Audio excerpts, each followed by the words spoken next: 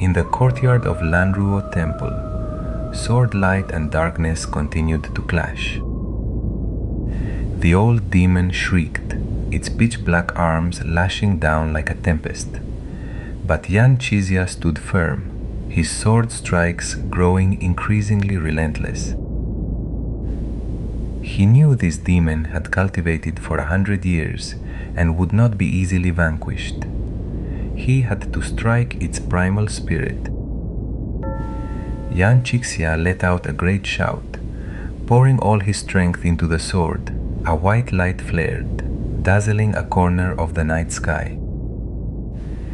That strike tore through the curtain of night, plunging straight between the demon's two blazing red eyes. A blood-curdling shriek rang out, long and drawn out, before fading into silence.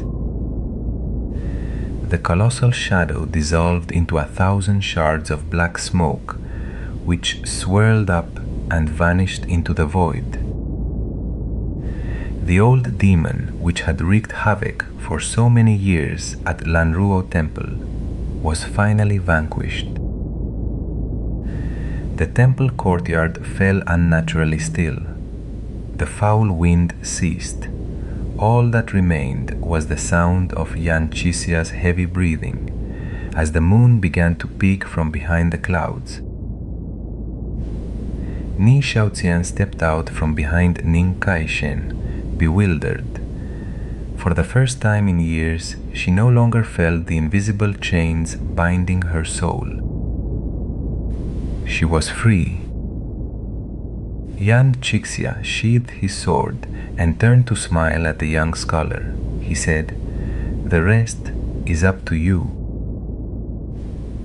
Then he shouldered his wooden chest, his figure fading into the night as if he had never been there. As dawn broke, Ning Kaishen went behind the temple to find the old birch tree. Just as she had said, beneath the damp earth lay an unmarked grave, and inside, a skeleton that had been cold for years. He carefully gathered each bone, wrapping them in a clean cloth and cradling them like a precious treasure. Then he set off for his hometown, carrying the remains of the ill-fated girl.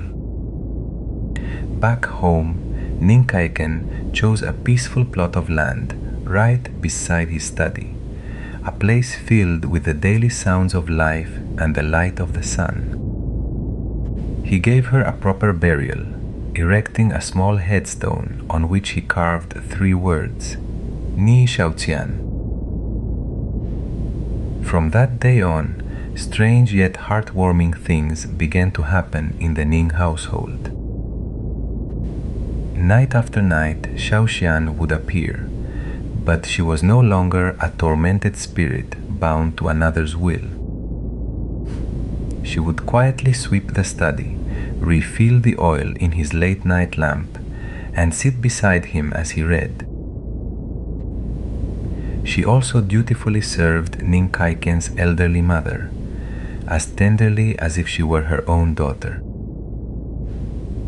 At first his mother was afraid, but over time she realized the girl's heart was warmer than that of many living people.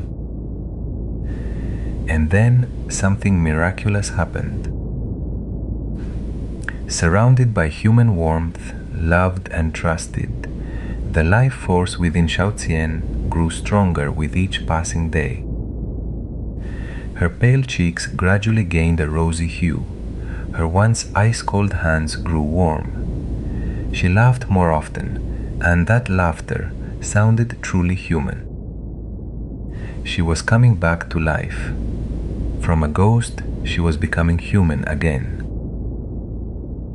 As for Ning Kaishen, he remained the same as ever. Upright and gentle, he never once took advantage of her or made any demands. It was that pure heart that had saved her on their first night in the abandoned temple. And now, once again, it was warming a soul that was thought to be forever cold. the love between them grew as naturally as a tree reaches for the sun. Then one fine day, Nie Xiaoqian formally took Nie Xiaoqian as his wife. The girl who was once a tormented spirit in an abandoned temple now had a home, a family, and a husband who loved her beyond measure. In time, she bore him healthy children, and they lived a simple, happy life together into their old age. The story goes that whenever anyone asked how a ghost could become human again, Xiaoqian would simply offer a gentle smile. For she understood that what had saved her was not talismans or magic spells, but rather the integrity and kindness of a human being. And so the story of Nie Xiaoqian comes to a close. A ghost story, yet what lingers is not fear but warmth. A reminder that in this world a pure heart can warm even the coldest of souls. Thank you for listening to the full story. If it warmed your heart, please follow for more stories to come. Goodbye, and until next time.